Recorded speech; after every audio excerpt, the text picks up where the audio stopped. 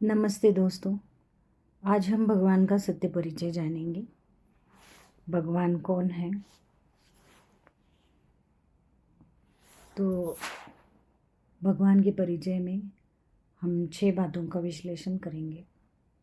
पहला है नाम, दूसरा है रूप, तीसरा है देश, वो कहाँ रहते हैं, चौथा है काल, वो कौन से काल में इस धरा पर आते हैं, पांचवा है उनका कर्तव्य, क्या कर्तव्य करते हैं वो आकर, और छठा है उनकी महिमा।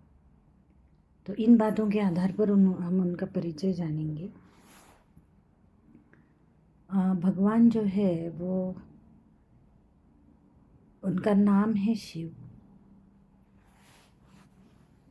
तो आपने मंदिरों में देखा होगा कि शिवलिंग की पूजा करते हैं। शिव जी के अनेक मंदिर हमने जगह जगह पर देखे हैं। तो वो निराकार ऑलमाइटी अथॉरिटी, सृष्टि का रचयिता है। नंबर 2, रूप क्या है? अभी उनका रूप है ज्योतिर्बिंदु। तो वो ज्योतिर्बिंदु की तो हम पूजा नहीं कर सकते, इसीलिए उसको बड़े लिंग का रूप देकर हमने उनके मंदिर स्थापित किए हुए हैं। थर्ड है देश, कहाँ रहते हैं? तो भगवान का निवास स्थान जो है वो है परम धाम, शांति धाम या मुक्ति धाम भी उसको कहा जाता है। ये इसके अनेक नाम हैं परम धाम के। और परम धाम जो है वो सूर्य, चांद और तारों के भी पार जो धाम है उसको परम धाम कहा जाता है। वहाँ हम आत्माओं का भी निवास स्थान है। हम आत्माएं सृष्टि रंगमंच पर अपने अपने समय पर पार्ट बजाने आती है और हमें वापस ले जाने के लिए हम यहाँ पर पुनर्जन्म लेती रहती हुई अपने कर्मों अनुसार हमें जन्म मिलता है। उसमें हम अपने कर्म अनुसार ही सुख दुख को पाते हैं। और जब सृष्टि का अंत समय नज़दीक आता है तो भगवान शिव इन अपना परिचय खुद का और जो सृष्टि के रचता होने के कारण वो नॉलेज सुनाते हैं सृष्टि चक्र का, कि सृष्टि चक्र कैसे चलता है। और क्या करते हैं कि ये नॉलेज मनुष्य आत्माओं को देकर वो मनुष्य आत्मा को लिबरेट करते हैं दुखों से। 5 वाइसेस जिसको बोलते हैं, विकारों से, क्योंकि 5 विकारों के कारण ही दुख है, उससे वो मुक्त करके अपने साथ बारात के रूप में या अपने साथ झुंड के रूप में ले जाते हैं। तो उनका जो धाम है वो है परम धाम। तो काल, वो कौन से काल में वो आते हैं? तो इस सृष्टि जो है, जो हम इस पृथ्वी पर हम रहते हैं, तो यहाँ पर 4 युग हैं। वो कालों के अनुसार उसका विभाजन किया हुआ है। जो 5000 वर्ष का चक्र है उसमें 1250, 1250, 1250 और 1250 इस तरह से उसका विभाजन किया हुआ है। लेकिन जो सृष्टि चक्र का अंत आता है, तब जब सतयुग और कलयुग का कॉन्फ्लुएंस जो एज है, संगम युग है, वो 100 वर्ष का होता है। और उसमें भगवान सृष्टि पर आते हैं, अपना सत्य ज्ञान, सत्य परिचय सुनाकर आत्माओं को लिबरेट करके अपने साथ ले जाते हैं। ये उनका परम कर्तव्य है। परम धाम में रहने वाला परम पिता और उनका ये परम कर्तव्य। अभी लास्ट में आती है उनकी महिमा। तो भगवान की महिमा आपने कहीं पर सुना होगा कि आत्मा 7 गुणों से बनी हुई होती है। आपने देखा होगा कि हम किस बात की चाहना करते हैं? प्रेम, सुख, शांति, आनंद, पवित्रता, इन सब की चाहना हमें होती है, नॉलेज। तो भगवान इन सब का सागर है। मतलब प्रेम अगर है भगवान में तो 100% मिलेगा।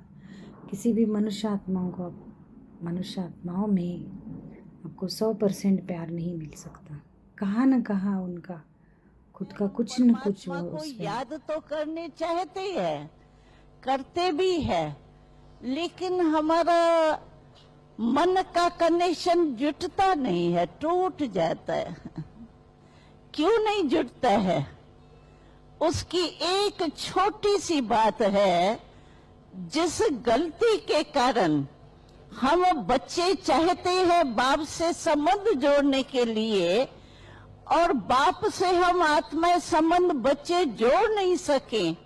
इसका कारण सिर्फ एक छोटी सी बात है कि आप अपने आप से पूछो कि परमात्मा किसका पिता है?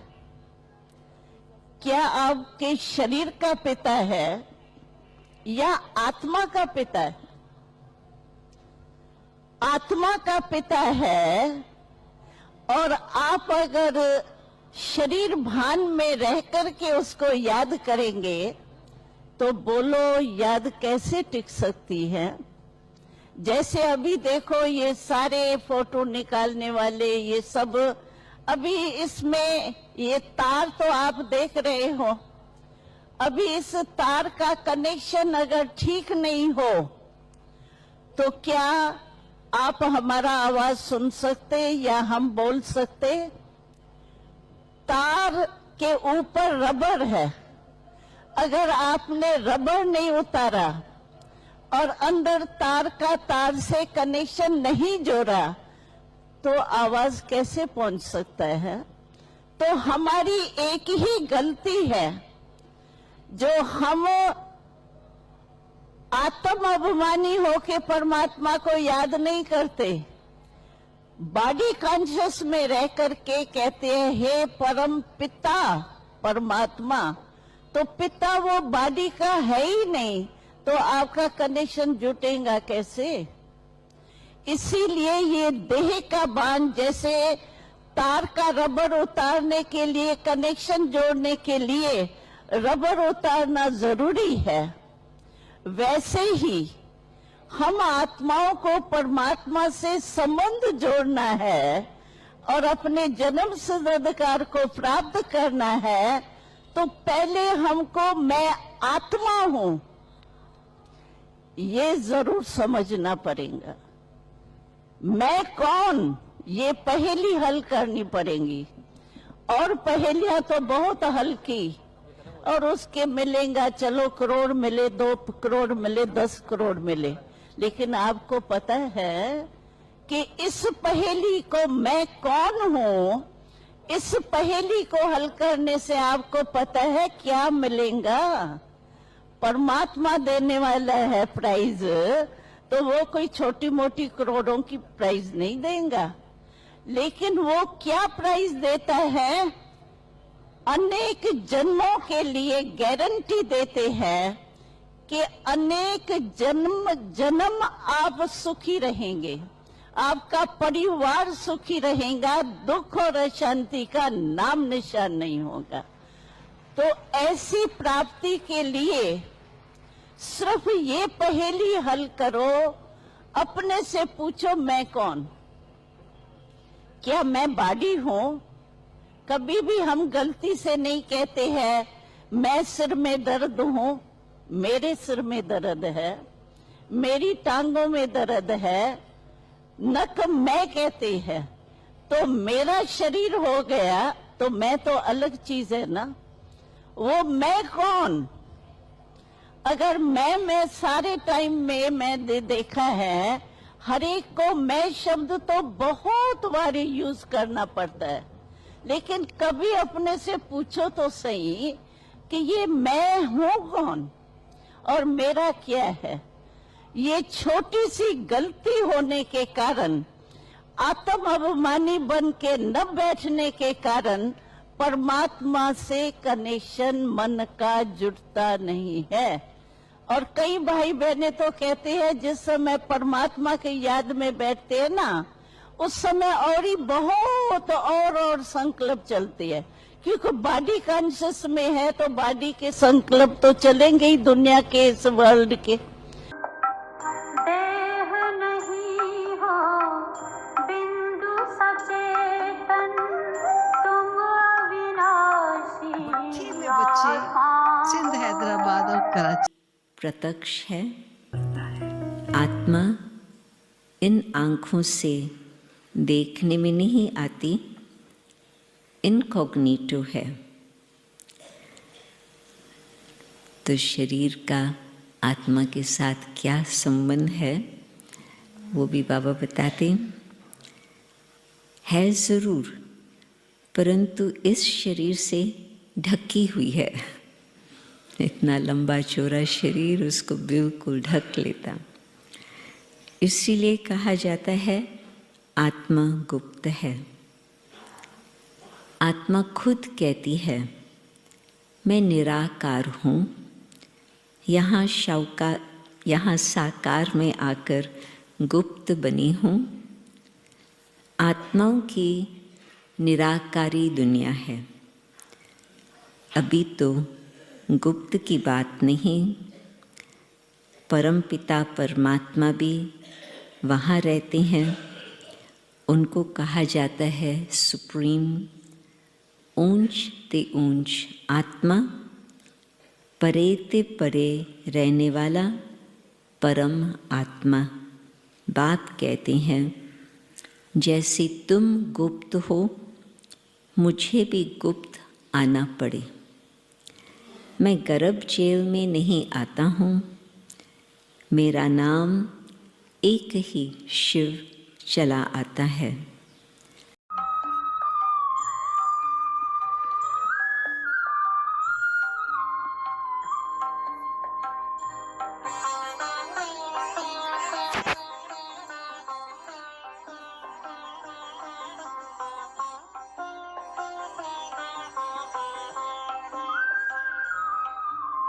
परम पिता शिव परम धाम से योग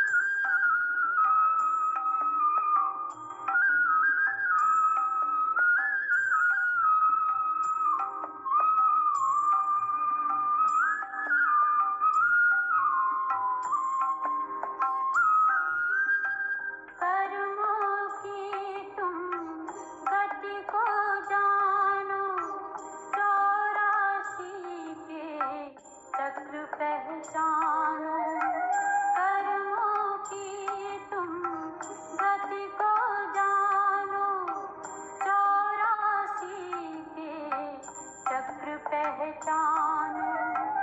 हम सो हम राज को जानो, हम सो हम राज को जानो, तुम खुद देव थे सच ये मानो।